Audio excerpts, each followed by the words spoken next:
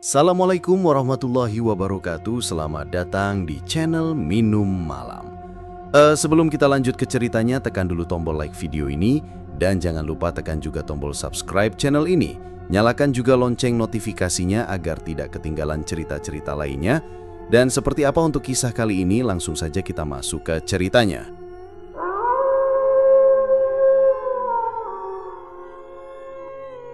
Malam ini, saya akan ajak kalian masuk ke sebuah kisah dari sebuah desa bernama Karangsari. Desa yang tampak biasa saja di siang hari, sawah menghijau, anak-anak berlarian, dan suara ayam berkokok di tiap sudut rumah. Tapi, kalau malam tiba, suasananya berubah. Sunyi, terlalu sunyi. Warga sering berbisik-bisik, katanya ada sesuatu yang gentayangan di pemakaman tua di pinggir desa. Bukan sekedar cerita untuk menakut-nakuti anak kecil, tapi banyak yang mengaku melihat dengan mata kepala sendiri. Sosok pocong melompat-lompat di antara nisan. Malam itu, suasana desa terasa lebih dingin dari biasanya. Angin malam berhembus pelan, membawa aroma tanah basah yang menusuk hidung. Di kejauhan, suara burung hantu terdengar panjang seakan memberi tanda. Dan di antara warga yang ketakutan, ada 3 pemuda yang justru merasa penasaran. Darto, Joko, dan Bayu. Mereka bertiga sering nongkrong di pos ronda dekat balai desa.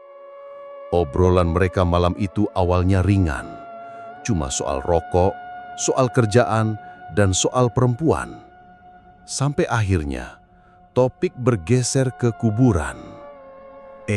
Katanya semalam ada yang lihat pocong berdiri di sebelah makam Pak Sukir. Kau percaya nggak, Tok? Mana ada, orang kampung suka lebay. Paling bayangan pohon. Tapi aku sering dengar suara aneh dari sana. Kayak ada yang gali tanah sendiri. Mereka tertawa kecil, tapi di balik tawanya ada rasa penasaran yang nggak bisa mereka tahan. Dan seperti kebiasaan anak muda yang sok berani, mereka akhirnya sepakat. Malam itu juga, mereka akan pergi ke kuburan. Kuburan desa Karangsari berada di tepi hutan bambu, tak jauh dari sungai kecil. Jalannya sempit, becek karena hujan sore tadi. Lampu jalan cuma ada sampai batas desa, sisanya gelap gulita. Satu-satunya penerangan mereka adalah Petromax tua yang dibawa Darto. Cahayanya goyah, berkelip-kelip, seakan ikut gemetar. Udara semakin dingin, dedaunan bambu berdesir, menimbulkan suara serupa bisikan. Aroma tanah basah makin pekat, bercampur bau anyir entah dari mana. Bayu mencoba terlihat tenang, tapi tangannya gemetar saat mengusap peluh di leher. Toh, yakin kita harus jalan sejauh ini? Kuburannya kan udah deket. Jangan lembek. Kita cuma mau buktiin gak ada apa-apa di sana. Tapi aku dengar, katanya kalau Petromax padam sendiri, itu tandanya arwah sedang dekat. Darto menoleh tajam. Sudahlah, jangan ngomong sembarangan. Katanya ketus, tapi di matanya sendiri ada sedikit keraguan. Mereka tiba di gerbang pemakaman. Gerbang tua dari besi itu berkarat, pintunya miring separuh terbuka. Di dalam, barisan nisan tampak samar diterangi cahaya Petromax. Rumput liar tumbuh tinggi, sebagian menutupi batu nisan yang sudah lapuk. Langkah mereka berat. Setiap kali kaki menginjak dedaunan kering, suara kresak-kresak terdengar begitu keras di telinga. Joko paling belakang, matanya celingukan ke kanan dan kiri. Lalu, terdengar suara lain. Suara seperti ada yang sedang mengais tanah. Srek, srek, srek, berulang-ulang. seperti orang sedang menggali dengan tangan kosong. Joko spontan menarik baju Darto. Dar, kau dengar nggak? Ada yang jalan di belakang kita. Ah, paling biawak. Jangan bikin panik. Tapi Bayu juga mendengar. Ia menoleh ke arah barisan nisan di belakang. Matanya melebar. Toh, itu bukan biawak. Petromax tiba-tiba redup. Nyala apinya kecil, berkelip-kelip, lalu pluk, mati sama sekali. Seketika, mereka bertiga terjebak dalam kegelapan total. Angin malam bertiup lebih kencang, membuat suhu turun drastis. Darto mencoba menyalakan kembali Petromax dengan tangan gemetar. Keringat dingin mengalir di keningnya, meski udara begitu menusuk. Saat nyala api kembali hidup, cahayanya menyorot sebuah sosok. Di antara nisan tua, berdiri tegak sesosok putih. Kain kafan membungkus tubuhnya erat, kotor penuh tanah basah. Wajahnya tertutup kain, tapi dari lubang kecil di bagian mata, terlihat cekungan hitam pekat. Mereka bertiga terdiam, nafas tercekat. Pocong itu tidak bergerak, hanya berdiri, menghadap lurus ke arah mereka. Petromax kembali bergetar. Apinya hampir padam. Suara serak, serak, makin jelas. Seakan ada sesuatu yang menyeret tanah. Lalu, terdengar suara lirih, sangat pelan, seperti dari dalam tanah. Siapa yang membunuhku? Dan disitulah, cerita malam itu baru saja dimulai. Momen di mana teror pocong menampakkan diri untuk pertama kali. Dengan bisikan misterius, siapa sebenarnya yang dibunuh? Dan kenapa arwah itu bangkit? Misteri kematian yang disembunyikan. Malam itu, setelah pertemuan mengerikan di kuburan tua, suasana desa Karangsari tidak lagi sama. Kabar bahwa 3 pemuda melihat pocong dengan mata kepala sendiri menyebar begitu cepat. Dari mulut ke mulut, dari warung kopi sampai ke pasar kecil. Dan seperti biasa, cerita itu terdengar lebih menakutkan setiap kali berpindah dari satu orang ke orang lain. Ada yang bilang pocong itu melompat-lompat di atas nisan. Ada yang bersumpah mendengar tangisan. Ada pula yang yakin arwah itu bangkit karena mati tidak wajar. Siang hari pun terasa muram. Langit mendung, matahari seperti enggan menampakkan diri. Udara lembab, membuat dada sesak setiap kali bernapas. Di jalanan desa, orang-orang berjalan terburu-buru, seakan tak ingin terlalu lama berada di luar rumah. Dari beberapa rumah, tercium bau dupa. Tanda warga mulai melakukan ritual penolak bala. Di sebuah rumah joglo tua, duduklah Pak Sastro, tetua desa yang paling dihormati. Rambutnya sudah memutih, wajahnya dipenuhi keriput. Di depannya, duduk Bu Ratmi, seorang perempuan paruh baya yang terkenal cerewet, tapi diam-diam tahu banyak gosip. Mereka berbincang serius, ditemani secangkir teh yang uapnya sudah hilang. Di ruang itu, hanya terdengar suara kayu tua yang berderit pelan, seakan ikut mendengarkan. Pak, aku bilang juga apa? Pocong itu pasti Sukir. Dia meninggal aneh waktu itu kan? Bukan mati biasa. Jangan bicara sembarangan, Mi. Arwah orang mati harus dihormati. Tapi kalau benar dia bangkit, berarti ada sesuatu yang belum selesai, Pak. Orang-orang butuh tahu. Pak Sastro menunduk. Jemarinya menggenggam lutut dengan kuat. Ia terdiam lama, lalu akhirnya berbisik lirih. Sukir memang mati tidak wajar. Nama itu, Sukir, kembali muncul. Buruh tani sederhana yang beberapa tahun lalu ditemukan tewas di sawah dekat Pematang.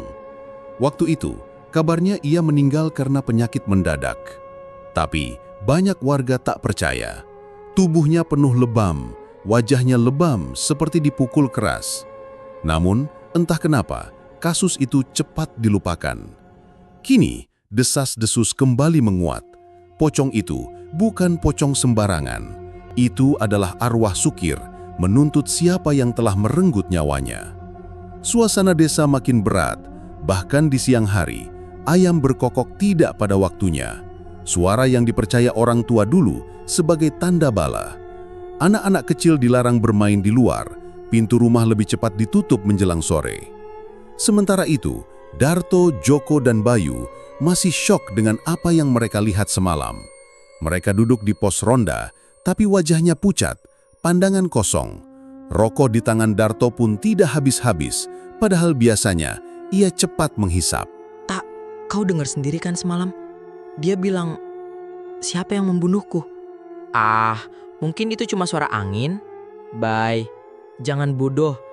Angin tidak bisa bicara. Aku dengar jelas. Kau juga kan? Hening. Bayu tidak menjawab. Angin malam bertiup melewati sela pos ronda, membuat bambu penyangga berderak. Udara mendadak jadi lebih dingin, padahal baru pukul 8 malam. Warga mulai melaporkan kejadian aneh. Ada yang mengaku mendengar suara langkah melompat di jalan setapak menuju kuburan. Ada pula yang mendapati bau busuk menusuk hidung, padahal tidak ada bangkai. Bahkan beberapa anjing desa menyalak ke arah kosong. Bulu mereka berdiri, lalu tiba-tiba terdiam serentak. Pak Sastro akhirnya mengumpulkan beberapa orang di balai desa. Cahaya lampu teplok bergoyang ditiup angin. Semua duduk melingkar, wajah tegang, menunggu perkataan sang tetua. Kalian semua harus tahu, Sukir mati bukan karena sakit. Dia mati karena tangan manusia. Dan kalau benar, pocong itu bangkit, berarti arwahnya belum tenang. Astagfirullah. Jadi benar, Pak. Jangan panik, tapi kita harus hati-hati. Pocong yang bangkit dengan dendam tak akan berhenti sebelum menemukan yang membuatnya mati. Ucapan itu membuat ruangan semakin dingin. Beberapa orang merapatkan sarung ke tubuh, mencoba menahan rasa takut yang mulai menusuk tulang. Malam itu, setelah pertemuan bubar, desa Karangsari benar-benar hening. Hanya suara tonggeret dari kejauhan yang terdengar. Lampu-lampu rumah sudah dipadamkan. Pintu dikunci rapat. Tapi dari arah kuburan tua, ada suara lain yang tak bisa diabaikan. Dum, dum, dum. Suara seperti sesuatu yang berat, melompat perlahan, mendekat dari satu arah. Bau kain kafan basah bercampur dengan anyir darah, terbawa angin sampai ke rumah-rumah terdekat. Di salah satu rumah, seorang ibu muda terbangun. Bayi di pelukannya menangis kencang tanpa sebab. Dari jendela, ia melihat ke jalan gelap di depan rumahnya. Samar-samar, ada sosok putih berdiri, tidak bergerak. Dan tepat ketika jam dinding di balai desa berdentang pukul 12 malam, suara itu terdengar jelas di tengah desa. Aku akan memburu. Suara gaib yang terdengar jelas, seolah pocong Sukir menyatakan dirinya akan mulai memburu. Siapa yang sebenarnya diburu? Dan siapa yang menyimpan rahasia kelam di balik kematian Sukir? Malam teror dan pengakuan tersembunyi. Malam di desa Karangsari makin lama makin mencekam. Seperti ada selubung gelap yang menutupi desa itu. Hujan turun deras, membuat jalanan tanah berubah jadi lumpur licin. Petir sesekali menyambar, menerangi pepohonan dan rumah-rumah dengan cahaya putih yang hanya muncul sekilas, lalu kembali tenggelam dalam gulita. Di balai desa, warga berkumpul. Mereka duduk rapat-rapat, sebagian memeluk lutut, sebagian menggenggam rosario atau tasbih dengan jemari gemetar. Bau tubuh basah bercampur dengan asap obor yang menyengat hidung. Udara pengap, lembab, dan menekan dada. Semua menunggu keputusan dari Pak Sastro, tetua desa. Tapi malam itu, sesuatu yang tak pernah mereka bayangkan justru terjadi. Awalnya suasana masih hening. Suara hujan mengetuk genteng balai desa. Suara gemertak kayu tua yang berderit. Bayu, yang sejak semalam wajahnya pucat, mencoba bicara. Pak, kalau benar itu arwah Sukir, kenapa harus sekarang? Kenapa dia kembali setelah bertahun-tahun? Mungkin karena ada yang belum selesai, Bay. Kau dengar sendiri suaranya kan? Dia mencari pembunuhnya. Lalu, kalau benar ada yang bunuh dia, orang itu masih ada di desa ini? Pertanyaan itu membuat ruangan semakin dingin. Semua orang saling menatap, mata mereka penuh curiga. Seolah setiap wajah bisa jadi tersangka. Tiba-tiba, Pak Sastro yang duduk di depan lingkaran terbatuk keras. Tubuhnya gemetar, napasnya tersengal. Semua buru-buru mendekat, memberi air minum. Tapi tak lama kemudian, wajahnya berubah pucat pasi. Ia menatap kosong ke arah pintu balai desa, lalu jatuh pingsan. Warga panik. Beberapa mencoba menyadarkannya. Obor berkedip-kedip karena angin menerobos lewat celah kayu. Suara hujan semakin keras, seperti genderang besar yang dipukul dari langit. Lalu, perlahan mata Pak Sastro terbuka, tapi tatapannya kosong, seperti bukan dirinya. Ia menjerit histeris. Aku yang bunuh Sukir. Aku yang kubur dia malam itu. Aku yang membuatnya seperti ini. Semua warga terdiam. Mulut terbuka tak percaya. Bu Ratmi sampai menjatuhkan gelasnya, pecah di lantai balai desa. Suasana mendadak berubah kacau. Warga berteriak, sebagian maju ingin menangkap Pak Sastro, sebagian mundur ketakutan. Bayu menutupi wajahnya dengan kedua tangan. Joko hanya terduduk, tubuhnya gemetar hebat. Astagfirullah, jadi betul. Selama ini kita dibohongi. Sukir dibunuh olehmu, Sastro. Aku tidak kuat lagi. Dia selalu datang dalam mimpi. Dia menatapku dari tanah. Setiap malam, aku dengar suara tanah dikais dari bawah kasurku. Ruangan hening setelah pengakuan itu. Tapi bukan hening yang menenangkan, melainkan hening yang penuh rasa takut. Karena di luar balai desa terdengar sesuatu. Dum, dum, dum. Suara berat, teratur, seperti sesuatu yang melompat-lompat mendekat. Dari jauh, suara itu semakin jelas. Suara hujan seolah mereda, menyisakan hanya bunyi itu. Dum, dum, dum. Bau busuk mulai merayap masuk ke dalam balai desa. Bau tanah basah bercampur darah.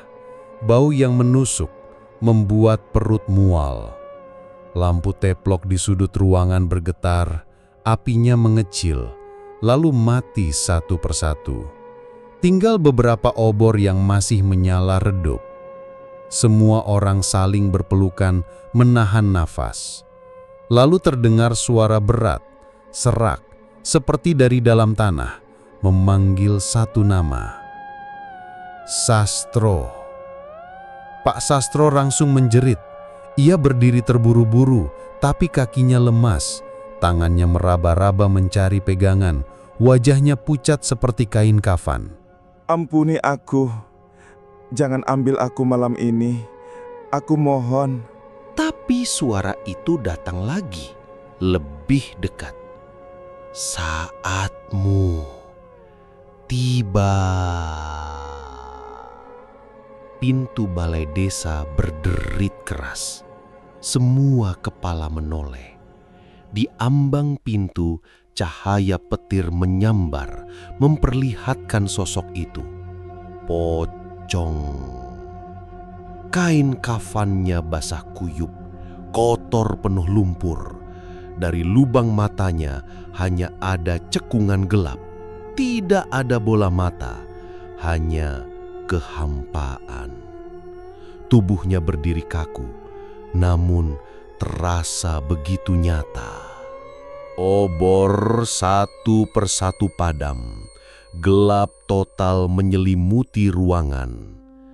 Hanya ada suara nafas warga yang tersengal bercampur tangis histeris.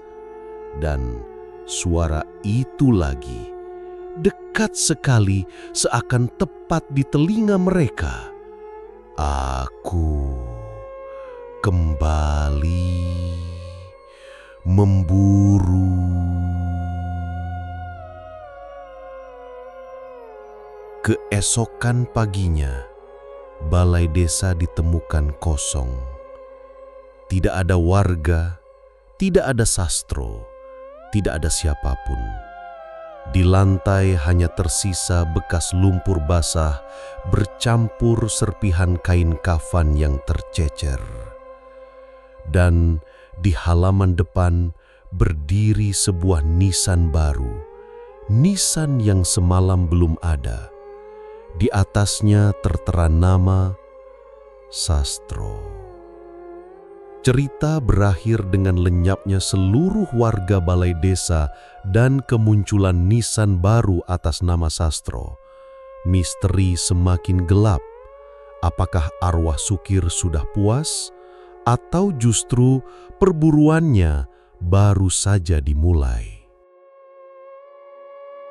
Dan itulah cerita malam ini berakhir. Tapi ingat, tetap berdoa dan jauhi dari hal-hal yang negatif. Terima kasih sudah berani singgah di Minum Malam. Jangan lupa tekan tombol subscribe agar kamu tak ketinggalan kisah horor lainnya. Berikan like jika kamu masih sanggup mendengarkan dan lanjutkan menonton cerita lainnya kalau kamu memang cukup berani.